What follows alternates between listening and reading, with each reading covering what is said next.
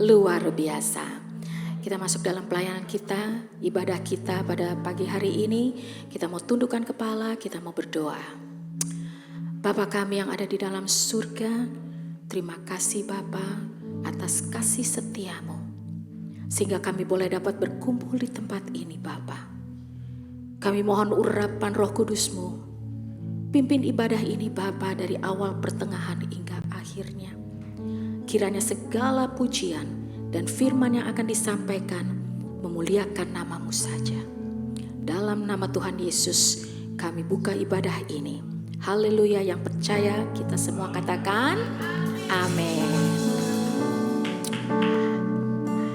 Saudara-saudara percaya kalau kita ada pada pagi hari ini itu hanya karena kasih karunia Tuhan. Amin.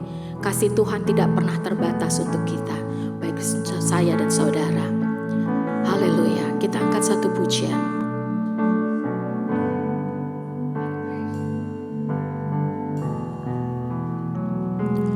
Ku ada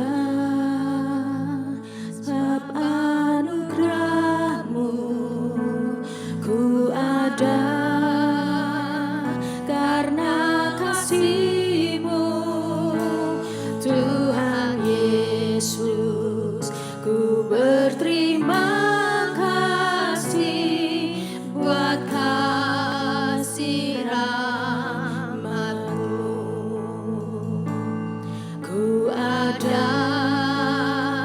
sebab anugerah-Mu, ku ada karena kasih-Mu, Tuhan Yesus.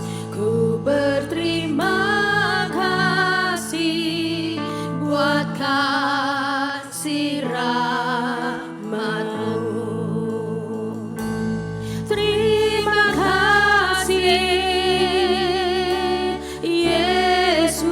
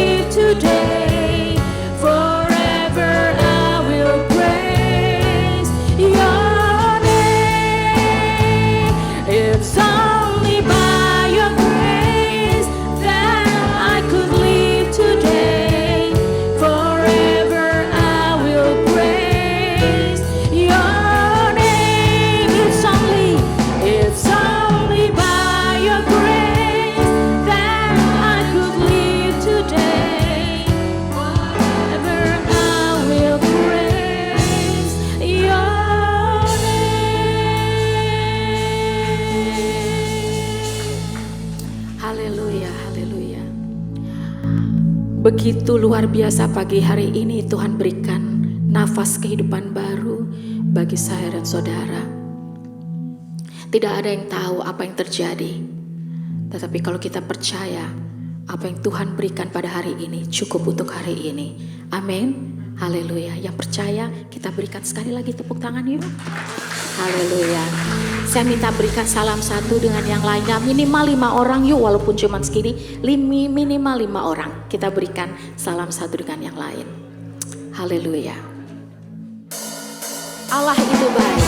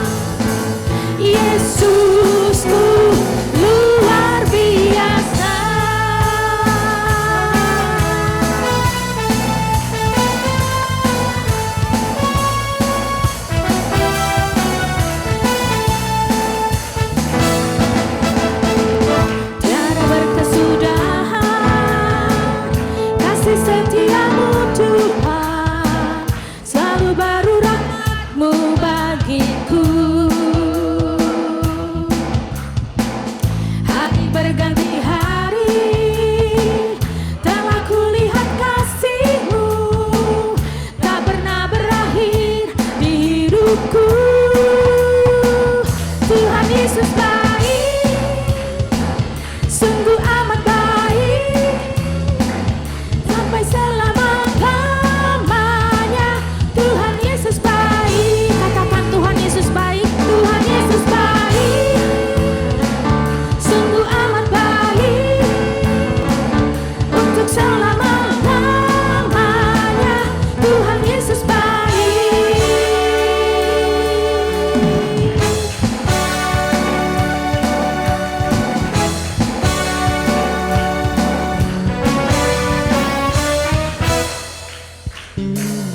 Tiada berkesudahan kasih setiamu Tuhan, selalu baru rahmat-Mu bagiku. Dari hari telah kulihat kasih-Mu, tak pernah berakhir di hidupku. Tuhan Yesus baik, sungguh amat baik, untuk selama-lamanya. Tuhan Yesus baik, Tuhan Yesus baik, amin. Dalam dalam air, untuk selama-lamanya. Tuhan Yesus baik. Sekali lagi kita katakan Tuhan Yesus baik, sungguh amat baik, untuk selama-lamanya. Tuhan Yesus baik, sampai selama-lamanya, untuk selama-lamanya, untuk selama-lamanya. Tuhan Yesus baik. Haleluya, haleluya, haleluya. Semua diberkati pagi hari ini. Amin. Saya silakan duduk.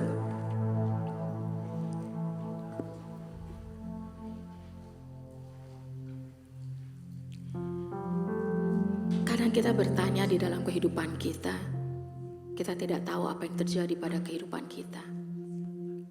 Oleh sebab itu kita harus bersiap-siap.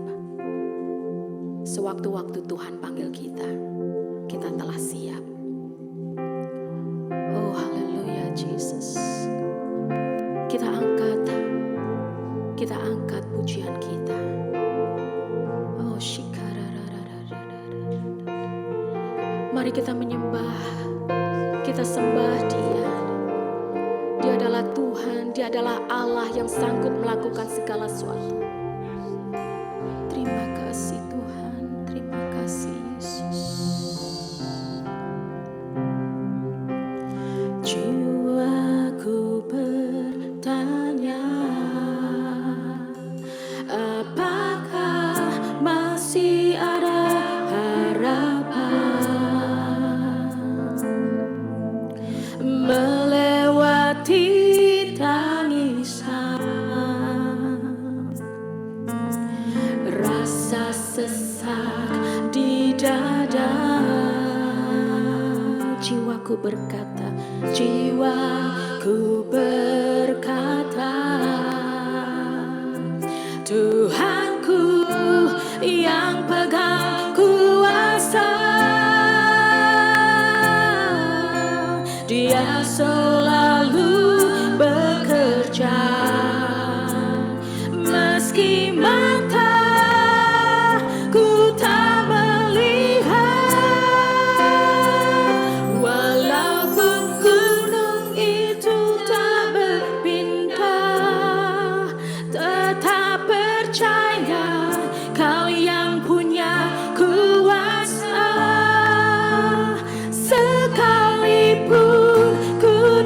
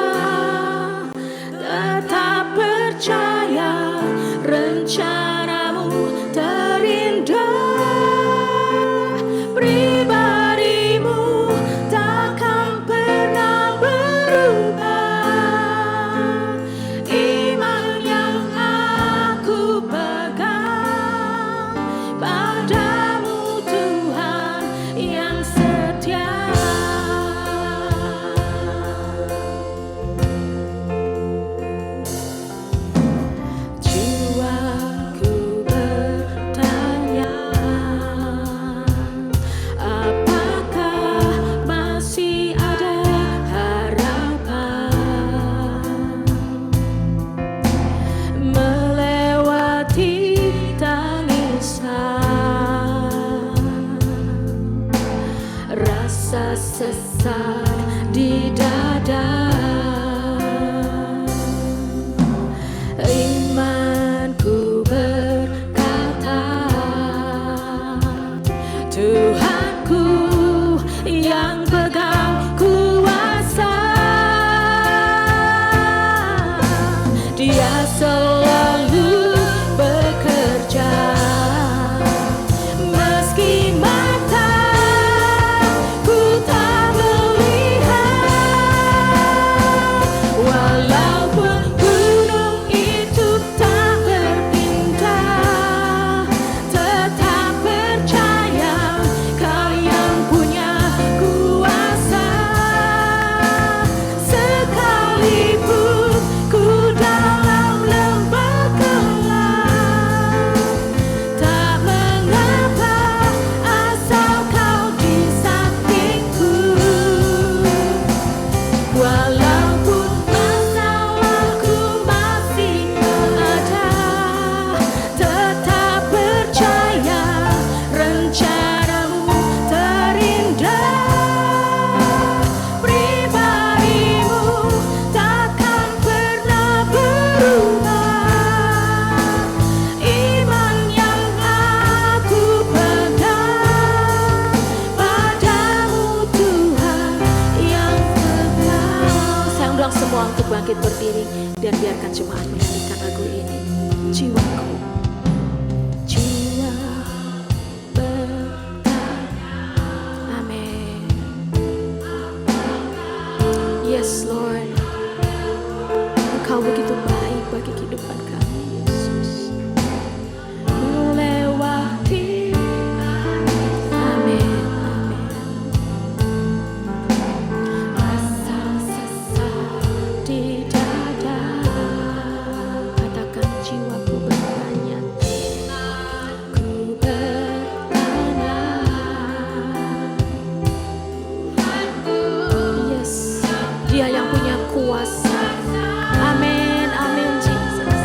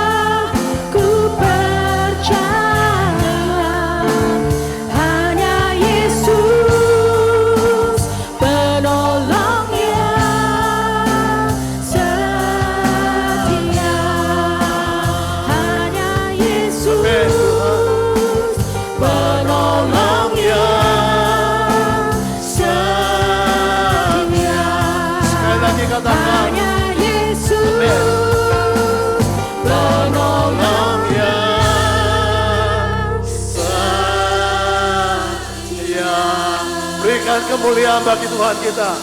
Haleluya. Haleluya. Tuhan, kami bersyukur.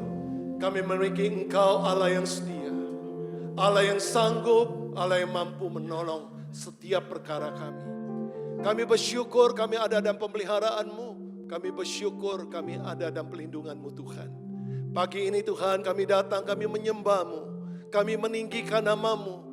Kami bersyukur di hadapan Engkau atas segala kehidupan kami yang sudah Engkau pelihara, yang sudah Engkau berkati. Tak henti-hentinya Tuhan kami naikkan syukur kami kepada kasih-Mu yang setia ini Tuhan. Biarlah pada pagi hari ini kami boleh duduk diam, mendengarkan suara-Mu, menerimakan firman-Mu, dan biarlah kebenaran-Mu yang berbicara dan Roh Kudus yang bertindak dalam kehidupan kami, memimpin kami dan mengurapi agar kami dapat mengerti dan memahami akan pesan firman Tuhan dan kehendak-Mu atas kehidupan kami. Urapi Bapa akan hamba-Mu yang Kau panggil untuk melayani-Mu. Biarlah Tuhan yang urapi setiap perkataan yang keluar dari mulut bibir hamba adalah kebenaran firman Tuhan. Dan kebenaran firman Tuhanlah memberkati setiap kami semua. Terima kasih Tuhan. Segala sesuatu kami naikkan dan kami tinggikan hanya untuk kemuliaan-Mu saja. Di dalam kuasa nama Tuhan Yesus Kristus kami berdoa dan mengucapkan syukur. Haleluya. Sama-sama kita katakan amin. Beri kembali Tuhan. Mari. Terima kasih. Shalom buat kita semua. Haleluya. Tuhan memberkati kita ya.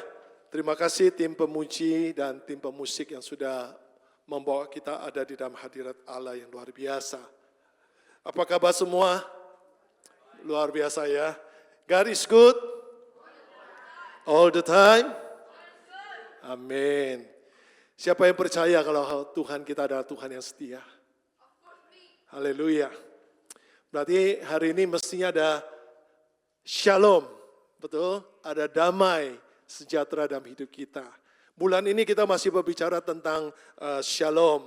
Ya, bagaimana kita kenal Tuhan kita, Yehovah Shalom. Dan kata shalom ini bukan cuma sekedar satu hal yang menghibur. Tapi kata shalom ini adalah sebuah gambaran kuasa Tuhan yang sanggup memelihara hidup kita. Amin.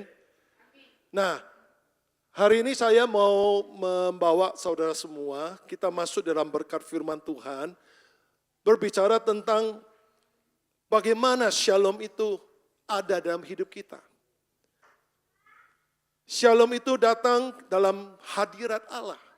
Maka saya beri judul hari ini adalah damai yang lahir dari hadirat Allah. Kalau saudara sudah melihat ya PowerPoint-nya, di sini dikatakan buktinya apa? Kita langsung saja ke firman Tuhan, karena waktu juga sudah waktunya kita nantinya untuk menerima firman Tuhan. Di sini dikatakan begini dalam Hakim-Hakim 6 ayat 24.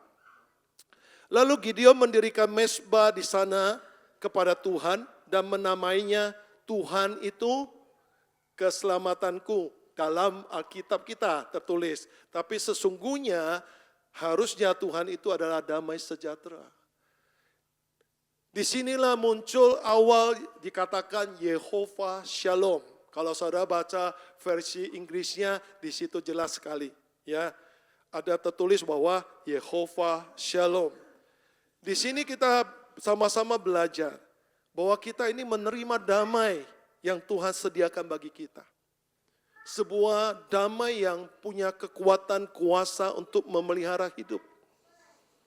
Hari ini saudara dan saya kita akan menerima berkat yang luar biasa. Yaitu apa? Damai dari sorgawi. Kasih dari sorgawi. Yang hadir dalam kehidupan kita semua. Dan di sini kita akan sama-sama melihat bagaimana pekerjaan tangan Tuhan yang luar biasa.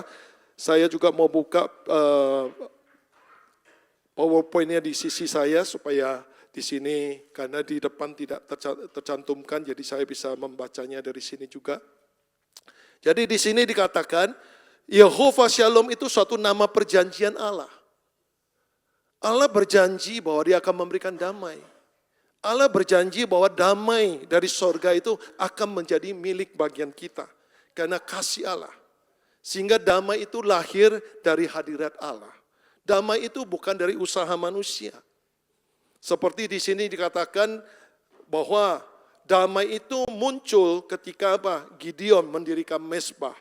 Gideon mendirikan sebuah altar penyembahan kepada Tuhan dan menamai bahwa Tuhan itu adalah damai sejahtera. Nanti kita akan masuk dalam sejarah atau latar belakang dari apa Yehovah Shalom ini. Pertanyaan kedua, kita lihat slide berikutnya. Apa itu Shalom? Seringkali kita menganggap ya bahwa Shalom atau damai yang kita maksudkan atau kita pikirkan itu adalah keadaan di mana kalau hidup itu tanpa masalah. Kalau hidup keluarga kita harmonis, ekonomi baik-baik saja, tubuh ini sehat. Itu satu damai memang yang kita rasakan secara manusiawi, kita punya rasa itu. Tapi bukan itu yang Tuhan maksud damai yang Tuhan berikan ini. Tuhan berikan damainya jauh lebih besar dari apa yang pernah kita pikirkan, yang bisa kita mengerti tentang apa yang dikatakan Tuhan. Yaitu apa? Alkitab mencatat, menurut Alkitab, Shalom itu jauh lebih besar dari sekedar keadaan yang nyaman. Jadi Shalom itu bukan berarti tidak ada peperangan, melainkan hidup yang utuh di dalam hadirat Allah. Kata hidup yang utuh itu adalah hidup yang dalam kesempurnaan Allah. Kalau dalam kesempurnaan Allah, apakah tidak ada peperangan? Pasti ada. Tapi peperangan itu justru membawa kita untuk mengalami kesempurnaan Allah yang nantinya itu tinggal dalam hidup kita.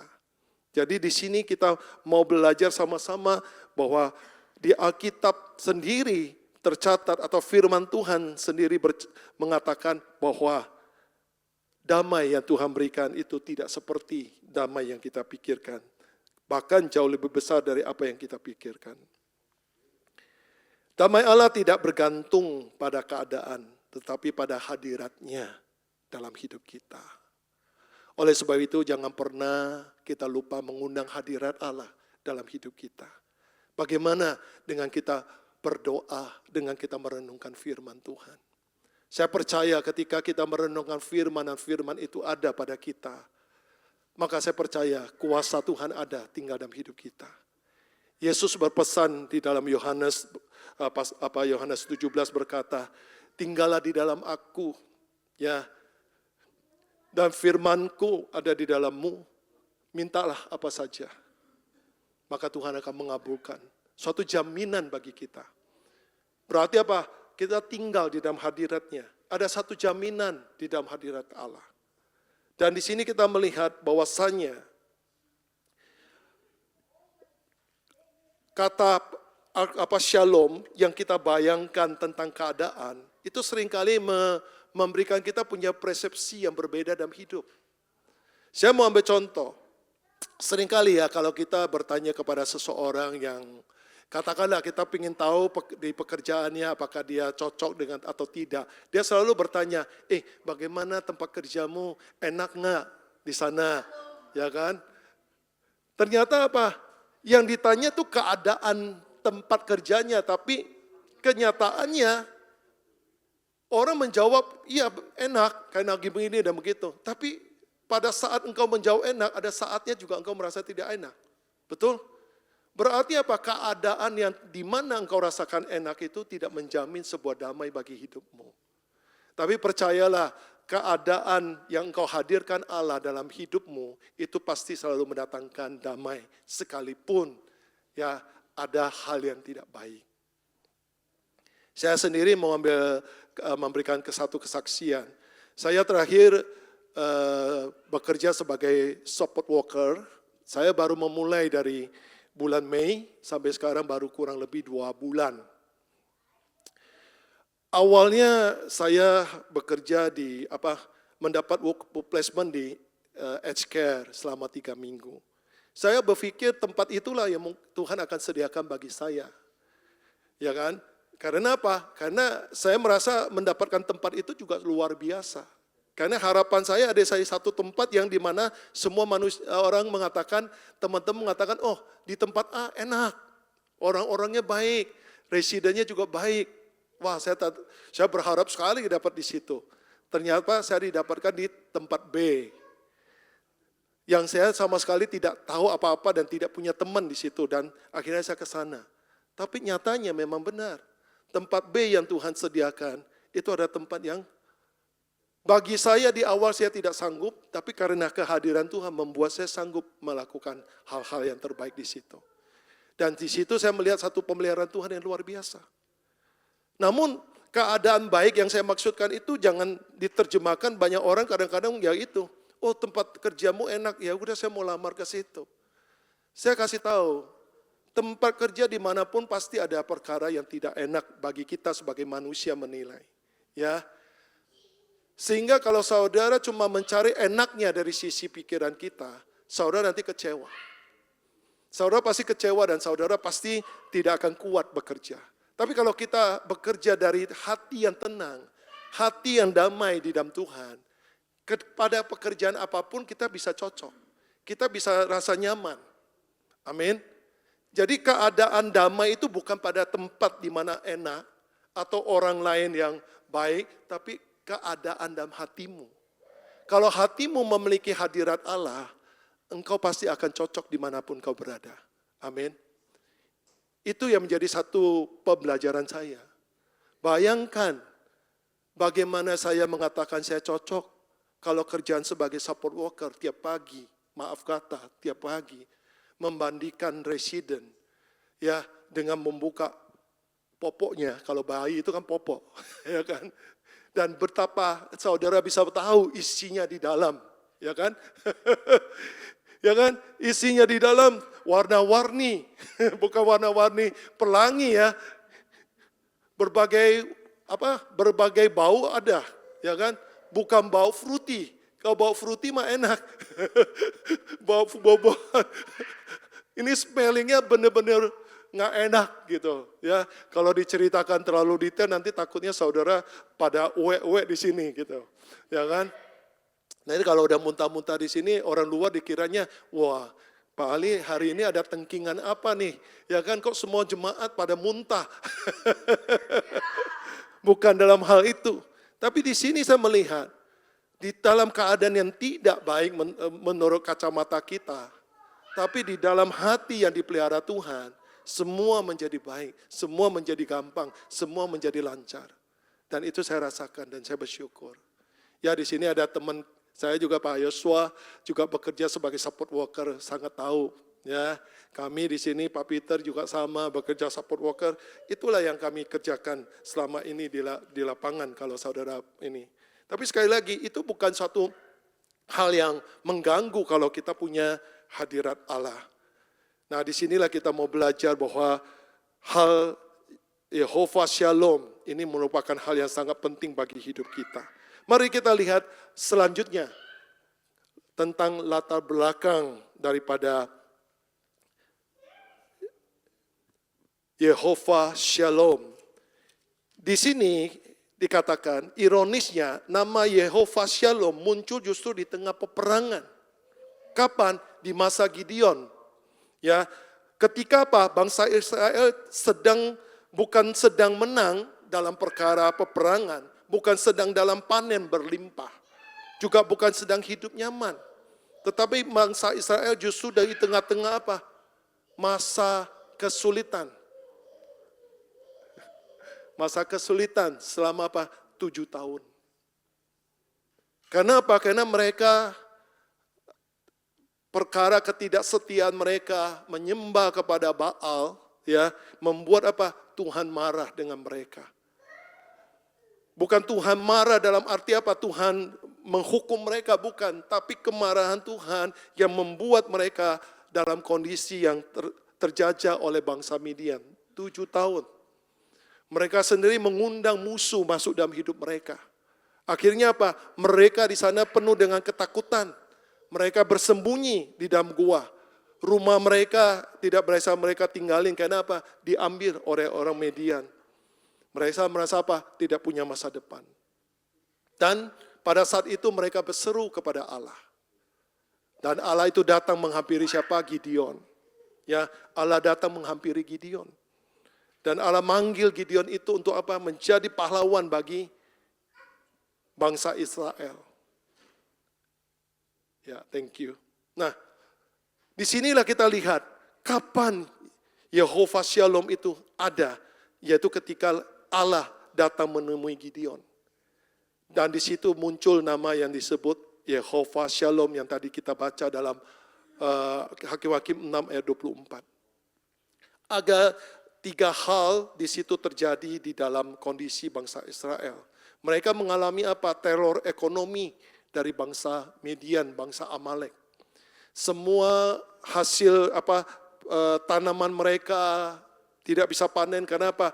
Dihancurkan oleh para Midian. Karena memang para Midian ingin menghancurkan bangsa Israel. Sama seperti keadaan hari ini, kita mungkin melihat ada perang antara Amerika dan Iran. Ya, perang di Gaza yang tidak pernah selesai. Ekonomi sekarang semua menguncang, harga minyak naik, membuat apa? Semua biaya kehidupan menjadi naik. Itu membuat apa? Kita merasa takut, merasa terancam hidup kita. Tapi hari ini mari kita belajar seperti apa yang Tuhan lakukan kepada Gideon. Tuhan kita ada, Tuhan kita setia, Tuhan melihat semua keadaan itu. Ya, Tuhan selalu punya perhatian kepada kita sebagai anak-anaknya. Di dalam seruanmu Tuhan dengar, di dalam permohonanmu Tuhan sangat reaktif untuk menjawab apa yang kau minta. Sehingga dia datang kepada kita. Dia membawa shalom dalam hidup kita. Dan inilah yang kita pelajari hari ini. Sekali lagi yang kita dapat adalah shalom damai dari sorga yang tidak tertandingi oleh dunia ini. Jadi apa yang saudara rasakan, ketakutan, kecemasan, kegelisahan, kebingungan akan situasi yang ada, hari ini serahkanlah ke dalam tangan Tuhan. Undanglah Tuhan masuk dalam hidup saudara. Biarkan Tuhan nantinya akan bekerja. Dan kita lihat hal tersebut dalam slide berikutnya. Pelajaran apa yang kita bisa dapati dari pembahasan Hakim-Hakim 6 ayat 24. Pertama, shalom dimulai ketika Allah datang mendekati kepada manusia. Sebelum Gideon mengalami kemenangan, Allah lebih dahulu datang. Inilah prinsip kerajaan Allah. Bukan manusia yang menemukan Allah, tapi Allah yang mencari manusia. Sama seperti Adam. Adam jatuh dalam dosa bersama dengan Hawa. Ya kan? Allah sendiri berinisiatif mencari mereka. Mereka sudah dalam ketakutan, mereka sudah dalam keadaan yang katakanlah keadaan bersembunyi. Tapi Allah datang menghampiri mereka. Untuk apa? Memberi damai kepada mereka. Musa yang sudah lari dari Mesir, di dalam persembunyiannya Allah datang memanggil dia. Untuk apa? Kembali ke Mesir, untuk membawa bangsa Israel keluar.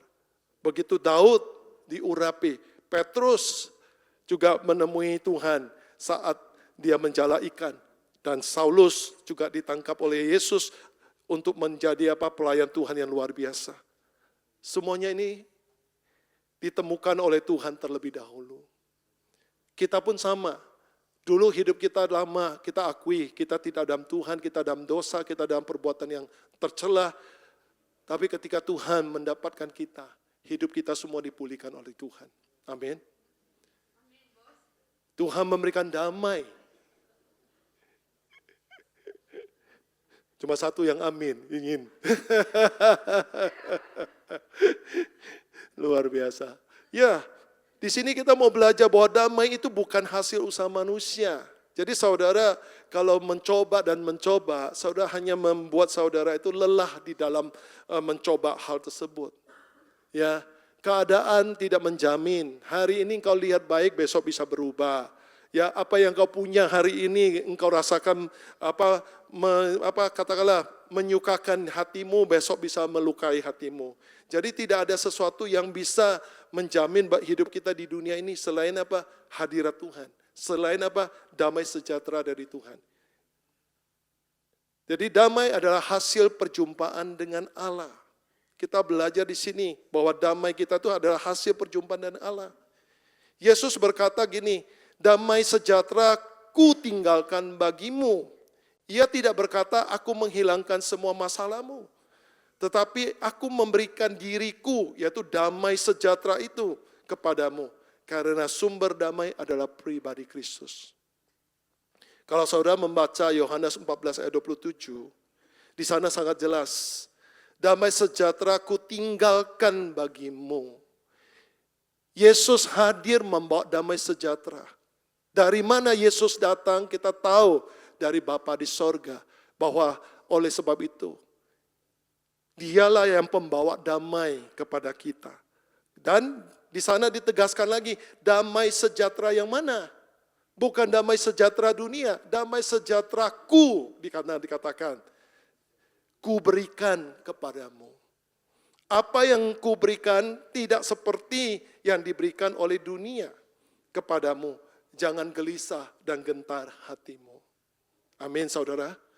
Hari ini saudara mungkin hadir, ada banyak yang sedang gentar hatinya, gelisah oleh karena segala keadaan, karena pergumulan dan keadaan yang ada.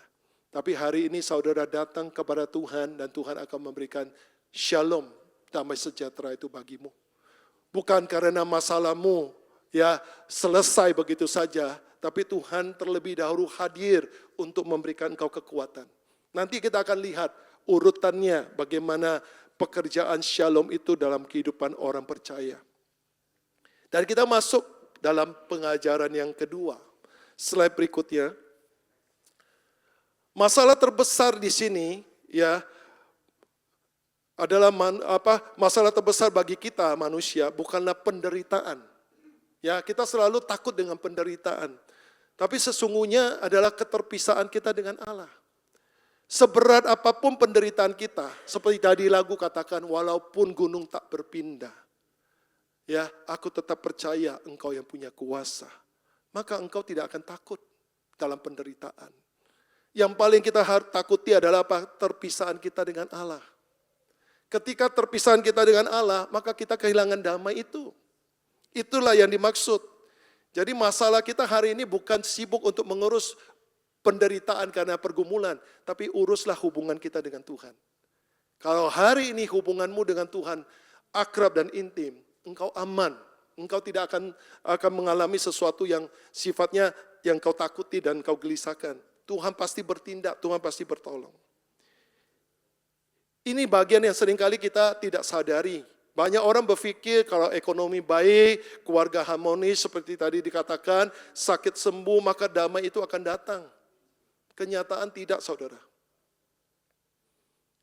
Saudara yang mungkin tidak kekurangan aja tetap punya kegelisahan dan ketakutan. Ya kan? Sama, orang yang punya kekurangan, mereka juga ada ketakutan dan kelimpahan. Jadi apa? Kelimpahan tidak menjamin apa-apa dari dunia ini. Betul? Yang bisa menjamin ketenangan kita hanya Tuhan dalam hidup kita. Musuh, ya di sini kita berkata begini, dosa membuat manusia menjadi musuh Allah dalam Roma 5. Sehingga musuh Allah tidak mungkin memiliki shalom. Kalau kita sudah menjadi musuh Allah, tidak ada shalom dalam hidup kita. Oleh sebab itu, kita harus waspada, kita harus belajar untuk tidak menjadi musuh dari Allah. Bagaimana menjadi musuh dari Allah? Yaitu apa? Tidak tunduk dan tidak submit kepada firman-Nya. Sudah tahu dan sudah banyak mendengar firman Tuhan, tapi kita tetap bebal.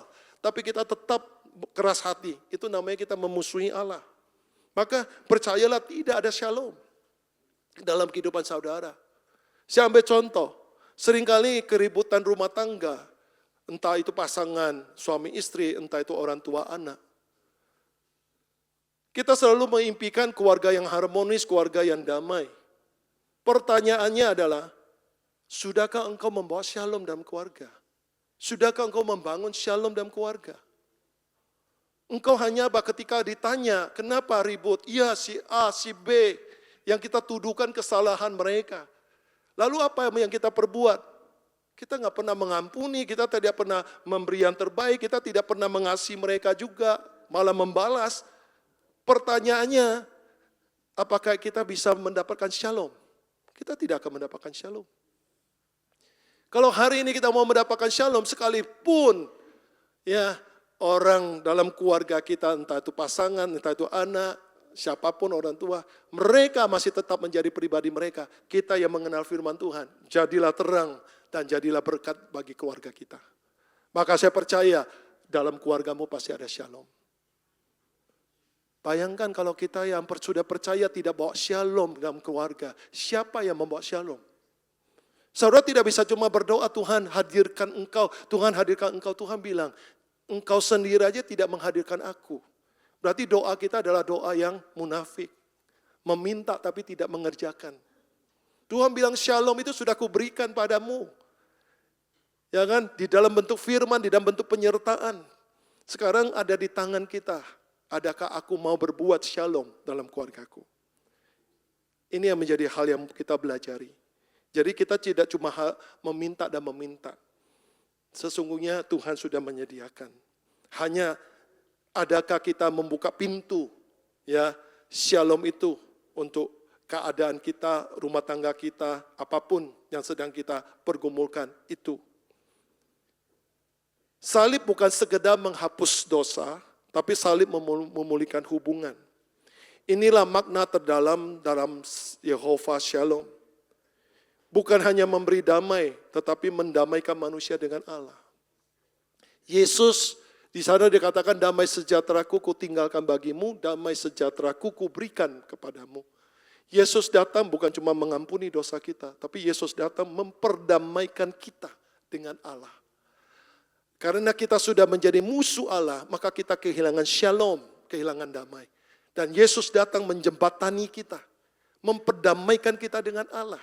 Nah, oleh karena pendamaian inilah, maka shalom ya sorgawi kita kembali pada hidup kita. Maka kita perlu mensyukuri. Kita perlu mencintai ya firman yang Tuhan berikan setiap hari kepada kita. Entah lewat pembacaan firman Tuhan, saudara yang rajin membaca Alkitab dan merenungkan, atau saudara mendengar khotbah. Itu semua adalah satu jembatan pendamaian atau jembatan shalom yang Tuhan sediakan bagi kita. Itu adalah jalan di mana damai itu disediakan bagi kita.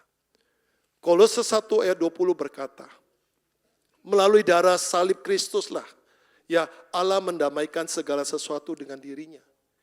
Itu sebabnya nama Yehova Shalom merujuk kepada Kristus. Merujuk kepada Kristus. Sama seperti apa ketika Allah datang kepada Gideon. Allah datang tidak sekedar datang, tapi dia membawa damai dan membangunkan damai itu di dalam hati Gideon. Gideon yang tadinya sudah takut, dia ikut bersembunyi dengan para rakyat Israel itu. Tapi karena didatangi Allah dan dia ditunjuki bagaimana Allah menunjukkan peneguhan panggilan dia.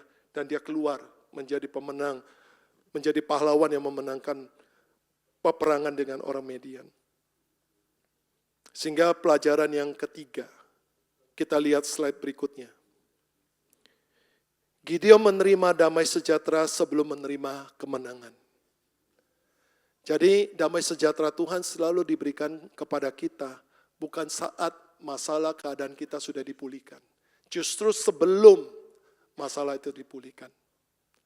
Percayalah, itu merupakan hadirat Tuhan. Ini yang luar biasa yang perlu kita perhatikan.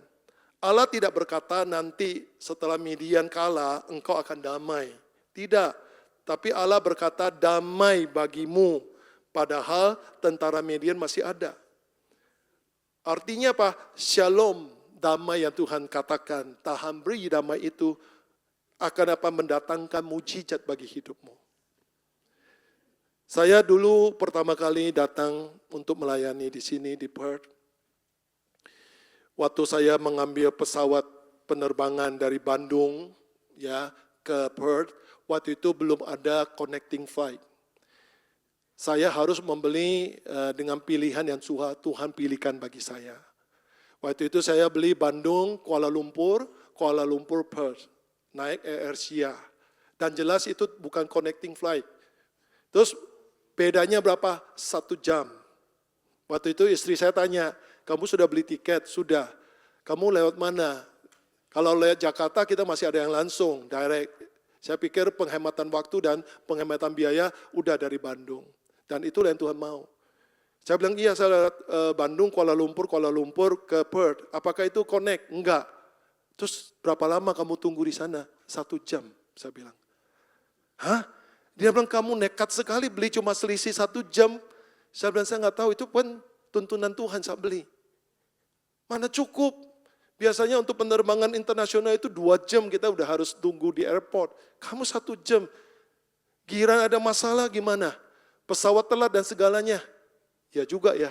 Tapi saya bilang, setelah saya beli itu saya ada damai. Saya bilang, saya ada damai. Berarti saya percaya itu adalah jalan Tuhan yang nanti Tuhan akan menolong saya sekalipun ada apa. Hari hanya ternyata benar. Bandung lagi hujan deras. Pesawat mau ke Kuala Lumpur telat setengah jam. Saya bilang, Tuhan, ini telat udah 1 jam aja kita merasa tidak cukup. Ini telat lagi setengah jam, gimana nantinya sampai di situ. Saya cuma bisa berdoa dan berseru sama Tuhan. Tapi kembali Tuhan berikan saya damai. Disitulah pegangan saya. Kalau Tuhan ada memberikan saya damai berarti semua aman. Akhirnya apa? Ya pesawat terbang. Telat ya tetap telat. Setengah jam. Sampai di pesawat saya mengalami peneguhan Tuhan dari seorang pramugara yang menawarkan saya minuman dan makanan yang dimana saat itu saya menolak bukan karena saya tidak lapar ataupun tidak haus, saya lapar dan haus. Tapi saya merasa uang yang saya bawa itu adalah pas-pasan dan saya tidak mau pakai untuk sesuatu yang tidak perlu lah, katakan gitu. Tapi di situ suara Tuhan bekerja. Ketika pramugara itu melihat saya tidak memesan apa-apa, dia datang membawa satu gelas air buat saya. Waktu itu saya cuma bilang, Bapak hamba haus. Saya cuma berdoa begitu, Bapak hamba haus. Pramugara itu gak akan dengar, karena dalam hati. Dan dia sudah masuk ke belakang. Bayangkan dia bisa bawa 1 gelas air teh panas, teh celup ke meja saya. Dia katakan, Pak ini buat Bapak, gratis Pak. Mungkin dia kelihatan saya ketakutan kali suruh bayar nantinya. Gratis Pak dia bilang. Lalu peneguhannya yang membuat saya tambah kuat ada apa? Benar ya Pak, hidup kita butuh Tuhan. Saya katakan, Mas, kamu percaya Tuhan Yesus? Iya. Dia bilang, Bapak mau kemana? Saya mau ke Perth. Ngapain Pak? Pelayanan. Oh, selamat melayani ya Pak. Nah di situ saya mendapat peneguhan bahwa Tuhan selalu mendampingi. Dan akhirnya apa? Benar, sampai di Kuala Lumpur persis 1 jam. Tidak terlambatnya di Bandung itu tidak mengubah jeda 1 jam yang saya ambil itu. Bayangkan, itu satu hal yang luar biasa. Nggak masuk di akal kan. Tapi inilah yang terjadi. Saya nggak tahu tangan Tuhan yang mendorong pesawat itu supaya lebih cepat sampainya. Saya juga nggak tahu. Ya kan? Tapi akhirnya benar, saya sampai dan saya tidak telat dan saya bisa mengikuti trip berikutnya untuk ke Perth dengan kondisi yang lancar dan tidak ada masalah. Ini satu hal yang luar biasa. Jadi di sini kita belajar bahwa damai sejahtera Allah itu tidak ada hubungannya dengan keadaanmu. Percayalah, keadaanmu boleh sedang jelek, tapi damai sejahtera Allah tetap ada bagimu. Karena damainya itu tidak dikalahkan oleh keadaan. Tapi damainya justru mengubah keadaan dan mengalahkan keadaan. Pada waktunya pada waktunya. Saudara jangan mendahului Tuhan. Biarkan Tuhan memimpin hidupmu. Hari ini sekalipun aku ada di dalam lembah kekelaman seperti Daud katakan. Dia tetap percaya ada gada dan tongkat Allah yang sedang menghibur dia. Demikian kita semua. Kita ini sama seperti Daud. Kita ini sama seperti Paulus dan Petrus. Di sana dikatakan begini. Banyak orang berkata kalau masalah selesai baru saya tenang. Itu bahasa dunia. Tetapi orang yang percaya hendaklah berkata, ya karena Tuhan hadir, aku sudah tenang. Amin. Katakan kepada diri kita masing-masing, Tuhan sudah hadir. Amin. Milikilah damai sejahtera Tuhan dalam hidupmu. Sekalipun masalah belum berubah. Biarkan dia ada di sana, biarkan. Justru karena ada masalah kita semakin bisa melihat kebaikan Tuhan dan kasih Tuhan yang besar itu. Tanpa masalah mungkin gak ada apa-apa. Makanya Daud dalam Mazmur 62 berkata, hanya dekat Allah saja aku tenang, daripadanya lah keselamatanku. Hanya dialah gunung batuku dan keselamatanku, kota bentengku, aku tidak akan goyah. Daud berkata begini, apakah Daud tidak dalam keadaan yang nyaman? Enggak, justru dia berkata begini, dia dalam keadaan yang tidak baik. Tapi dia tahu kepada siapa dia dekat yang membuat dia tenang. Hanya satu tempat, yaitu Allah. Itulah yang menjadi tempat tenangnya dia. Dan daripada Allah lah juga tempat di mana dia diselamatkan. Hari ini saudara sama, saudara datang ibadah kepada Allah yang sama. Saudara datang di dalam hadirat yang sama. Saudara pulang pasti disertai damai sejahtera Tuhan yang luar biasa. Yang sanggup mendatangkan mujizat yang mungkin hari ini saudara tidak pernah ada di dalam pikiran dan hatimu, itu yang akan Tuhan sediakan bagi kita sebagai orang yang percaya kepadanya. Namun satu hal yang perlu, seperti Gideon sudah melakukan, yaitu kita masuk dalam pengajaran 4. Membangun mezbah, membangun suatu penyembahan kepada Allah. Mezbah lebih dahulu daripada peperangan. Setelah menerima damai, Gideon membangun apa? Mezbah. Dia tidak membangun benteng, dia tidak membangun markas. Dia membangun mezbah. Dia membangun satu hubungan, satu penyembahan, satu ketundukan dengan Allah. Yang dia lakukan cuma itu. Dia tidak sibuk sedang mencari jalan keluar untuk menyelesaikan masalah yang ada. Apalagi di saat itu masalah yang ada itu bukan masalah yang kecil, masalah yang jelas. Ya, tidak ada seorang pun sanggup. Maka mereka semua bersembunyi. Sebangsa-bangsanya Israel itu bersembunyi di goa. Nggak ada satupun yang berani menghadap orang Midian. Tapi saat itu Allah datang dan Gideon tahu apa yang harus dia buat. Mengapa demikian? Karena kemenangan selalu lahir dari penyembahan. Banyak gereja sibuk membangun program, tetapi lupa membangun mezbah.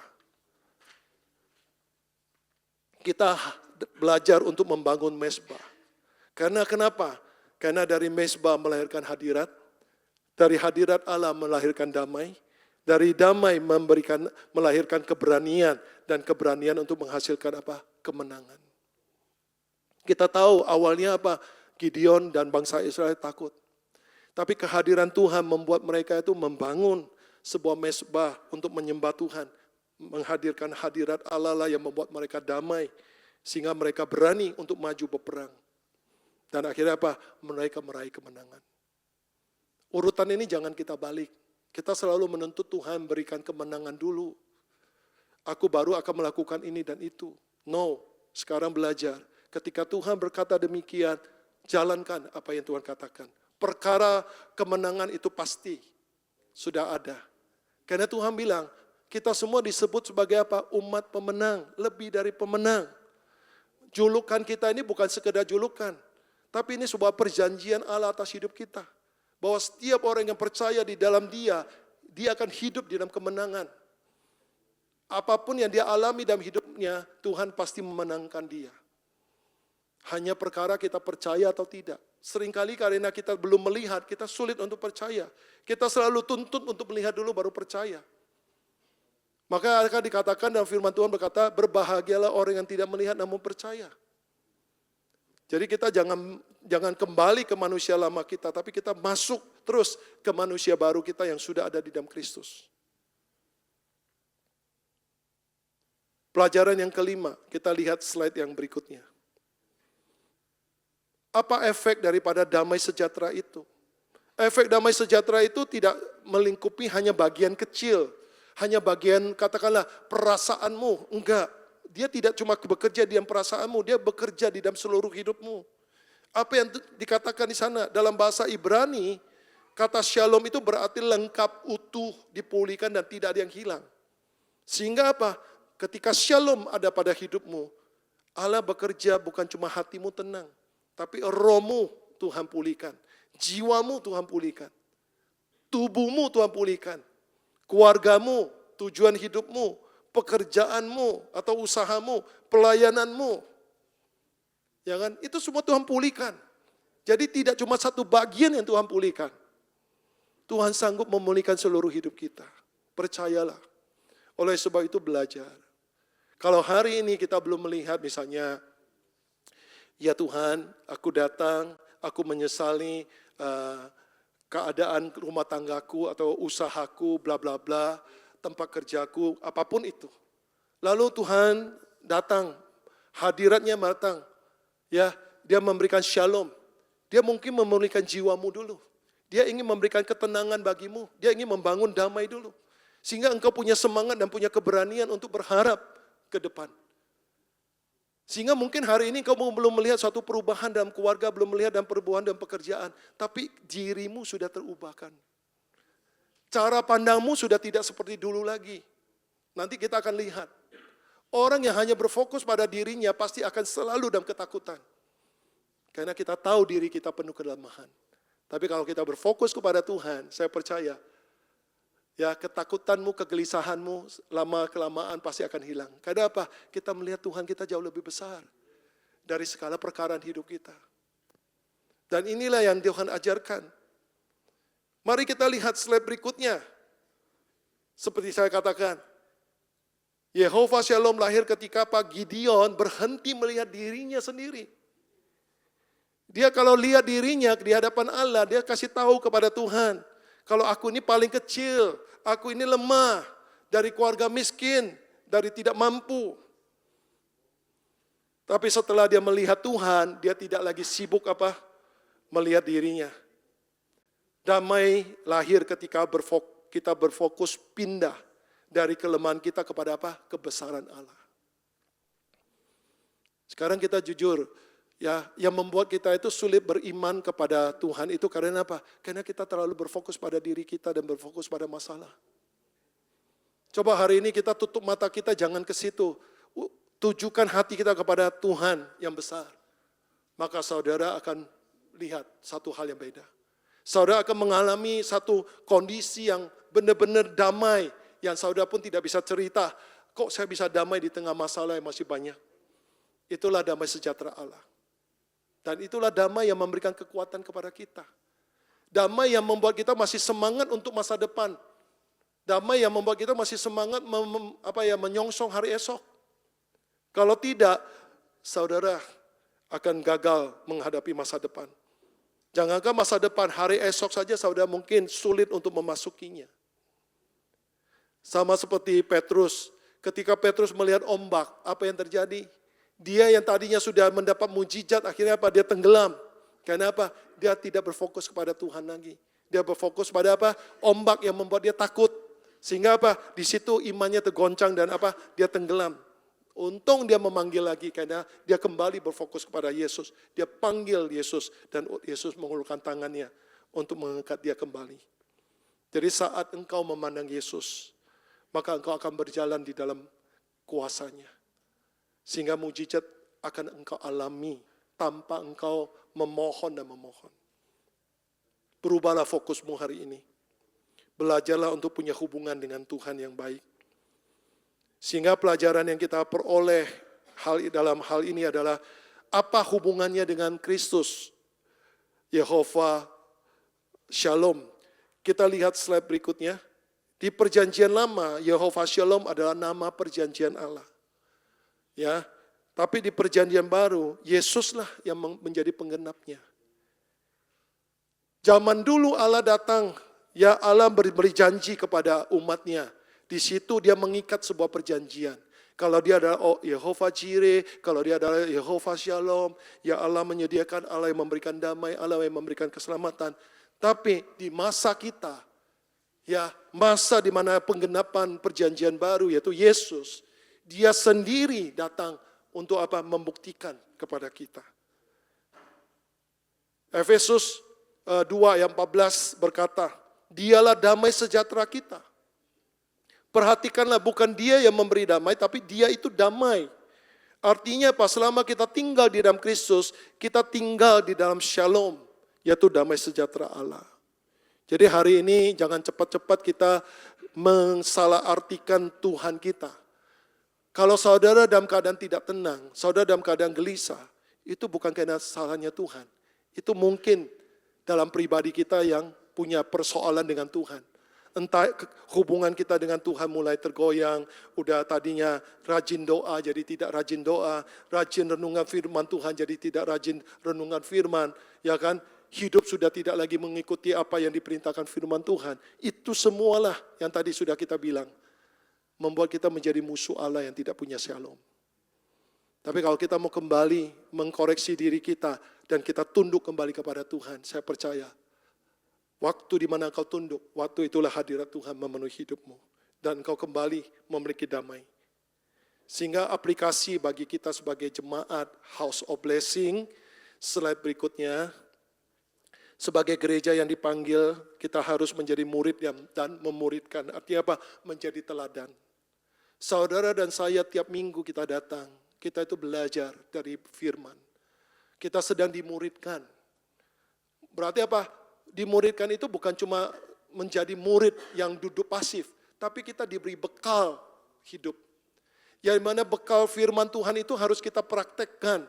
Yang nantinya dari kesaksian hidup kita, kita ini bisa memuridkan ataupun bisa membawa orang lain yang belum percaya menjadi percaya. Ketika kita sedang membangun gereja, ya kita tidak sedang membangun gereja yang ramai saja, tapi kita sedang membangun gereja yang membawa hadirat Kristus. Amin. Saudara ingin gereja ini hanya penuh dengan, ya katalah jemaat keramaian manusia, atau saudara ingin ramai dan penuh hadirat Allah? Saya percaya kita ingin penuh dengan hadirat Allah. Kita ingin ramai dan ada dalam hadirat Tuhan. Dan itulah yang namanya gereja Tuhan. Karena dunia tidak hanya membutuhkan khotbah, dunia membutuhkan gereja yang membawa shalom. Entah di rumah, di tempat kerja, komunitas, di kota di mana kita tinggal. Bawalah shalom kemana engkau pergi. Ya, jangankan ke tempat lain. Sekarang saudara sudah mendengar firman Tuhan di hari Minggu, duduk di sini, pulang, jangan lupa bawa shalom. Jangan ditinggalin di gereja. Ya, banyak orang sudah mendengar firman Tuhan pulang nggak menjalankan firman. Ya itu saudara meninggalkan firman itu di gereja. Betul nggak? Dan seringkali begitu loh, Tuhan sudah memberikan firman, ke depannya pasti ada something yang menguji kita, apa yang kau dengar, apakah engkau melakukan. Percaya atau tidak, itu adalah pengalaman kita. Jujur atau tidak. Seringkali kan kita menutupi hal itu kan. Seolah-olah khotbah minggu sudah lewat. Hari Senin itu adalah hariku. Terserah aku mau ngapain. Ya, terserah keadaanku. Ya kan? Itu namanya apa? Saudara tidak membawa firman itu ke dalam kehidupanmu. Saudara tinggal di hari Minggu. Saudara tinggal di bangku gereja. Paling sering apa? Warta. Ya, makanya sekarang warta kita nggak bentuk lagi kertas. Bentuk digital, supaya saudara bawa terus di dalam HP saudara. Kalau pakai warta kertas, sebentar dia serahkan di sini. Nggak ada yang bawa pulang. Sudah cetaknya mahal, yang buat juga sudah habiskan waktu banyak. Ya kan? Hasilnya apa? Tinggal di gereja. Terus apakah yang sudah baca ingat? Nggak ingat tuh. Ntar ditanya, loh kemarin acara kita nggak datang, akhir ini, akhir itu. Loh emang ada? Loh sudah di warta. Buktinya apa ya itu? Acara pengumuman acara aja nggak ingat, apalagi firman. Coba. Jadi mari kita sama-sama menyadari diri. Ya, menyadari diri kita. Iya ya, kenapa ya? Yang terbaik sudah Tuhan beri, kok kita nggak bawa-bawa? Padahal kita selalu minta loh. Nanti masuk hari berikutnya kita minta terus. Tuhan tolong aku, Tuhan berkati aku, bla bla bla. Tuhan bilang, hari Minggu udah saya kasih kok. Masih minta di hari-hari yang lain. Siapa yang salah? Kita yang salah. Betul? Itu prinsipnya. Kita harus belajar. Ya, seorang murid Kristus menjadi pembawa damai karena dia hidup dekat dengan Sang Raja Damai. Kita masuk slide berikutnya. Ya. Kalau nggak salah nih ada, ini udah kesimpulan. Sebelum kesimpulan ada ilustrasi tadi kelewat. Ya. Bayangkan sebuah kapal besar itu di tengah badai, orang berpikir kapal itu tetap tenang karena apa? Lautnya tenang. Tetapi tidak. Kapal itu tenang dan bisa stabil karena apa? Jangkarnya kuat. jangkar kapar itu kuat. Begitu kita orang percaya. Damai-Mu bukan karena badai berhenti, tetapi karena hidupmu tertambat pada Yesus. Karena hidupmu seperti ranting yang melekat kuat kepada pokok anggur. Sehingga ranting yang melekat pada pokok anggur pastilah ranting yang berbuah banyak. Amin. Itu yang harus kita perhatikan. Jadi semakin goncangan persoalan semakin keras, semakinlah engkau dekat dengan Tuhan. Dan engkau akan melihat badai itu pasti berlalu dan engkau akan memuliakan Tuhan dengan luar biasa. Sehingga ajakan pada slide yang terakhir, pemain musik dan pemuji boleh maju ke depan. Hari ini mungkin di antara kita ada yang punya hati yang sedang letih lesu, relasi yang retak, pergumulan keluarga, tekanan pekerjaan dan kecemasan akan masa depan. Mari datanglah kepada Tuhan. Ya, Yesus tidak sekadar berkata, aku akan memberikan keadaan yang lebih baik, tapi ia berkata, akulah damai sejahtera itu.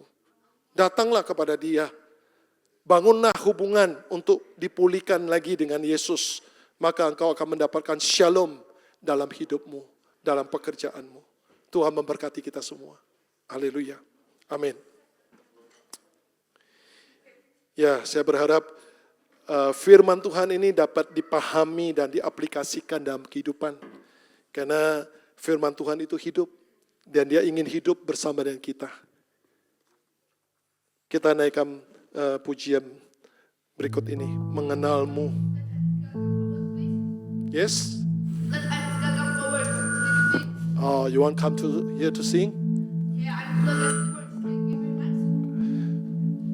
Come. We sing for God, ya.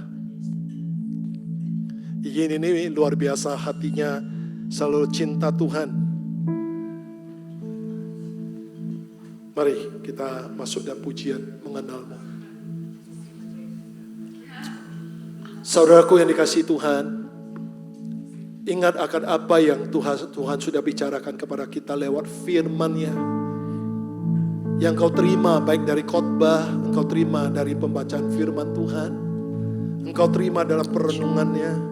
Itu semua perkataan yang Tuhan yang harus kau tunduk, yang harus kau ikuti. Dari situlah damai sejahtera Tuhan akan melingkupi kehidupan kita. Dan dari situlah kekuatanmu untuk menghadapi setiap tantangan persoalan dalam kehidupan sehari lepas hari. Terima kasih Yesus. Bila ku buka mataku Dan lihat wajah-Mu,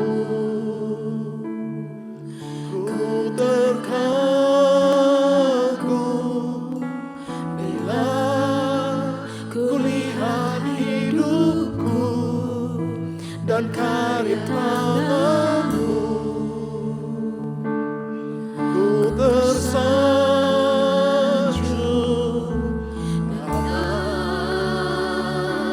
Semua yang baik dalam hidupku,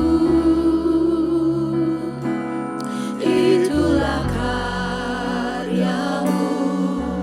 Kau beri kesempatan yang baru, dan ku ingin mengenal-Mu, Tuhan, lebih dalam dari semua yang ku kenal. Amin. Tiada kasih yang melebihi-Mu, ku ada untuk menjadi penyembah-Mu. Mari sekali lagi kita nyanyikan lagu ini dengan iman kita kepadanya. Ku buka mataku dan lihat wajah-Mu, ku terkagum. Bila ku lihat hidupku dan karya tangan-Mu, ku tersanjung.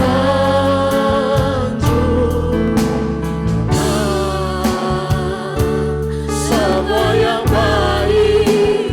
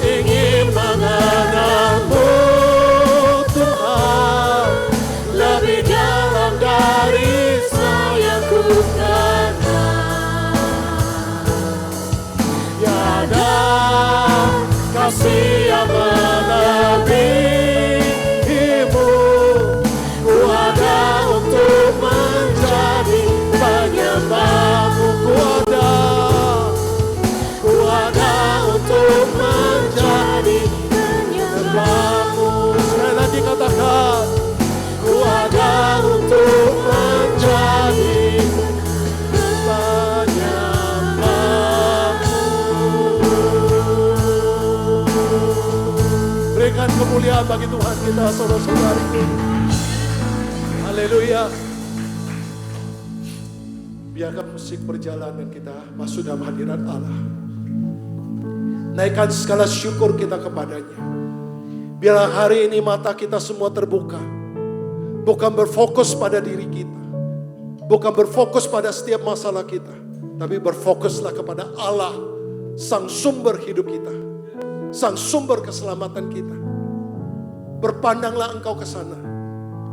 Maka percayalah, ketenangan, damai sejahtera surgawi akan tinggal dalam hidupmu. Apapun keadaan yang kau alami hari ini, Tuhan sanggup mengadakan perubahan, pemulihan. Tidak ada satupun perkara yang Tuhan tidak sanggup untuk melakukannya. Tidak ada yang mustahil bagi Tuhan. Hanya akan engkau harus percaya. Bangunkan imanmu, terlebih bangunkan hubunganmu dengan Allah. Berjalanlah semakin dekat untuk mengenal Dia lebih dari segalanya.